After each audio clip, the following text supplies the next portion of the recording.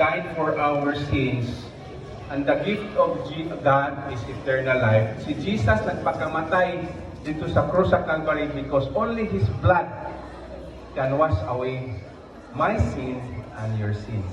Okay? Shall we pray?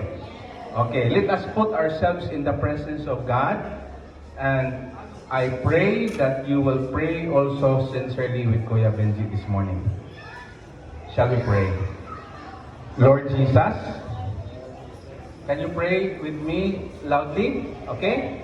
Lord Jesus, thank you for the Bible.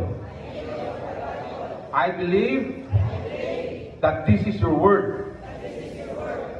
And Lord, thank you for dying in the cross of Calvary. Knowing that I will go to hell because I am a sinner. Lord Jesus, please forgive me with all of my sins, with all of my transgressions, with all of my shortcomings, for I have sinned against you. Please forgive me. Come into my heart and save my soul.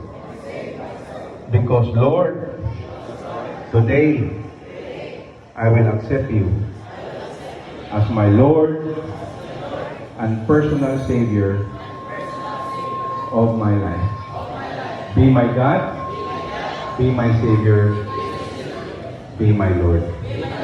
Thank you, Jesus. Thank you, Lord. In Jesus' name. Amen. The Bible says, if you accepted the Lord Jesus Christ sincerely in your heart today, God prepares you a place in heaven. Say, I will see you in heaven. Do you believe in heaven? Okay, thank you, guys, students, and may God bless you.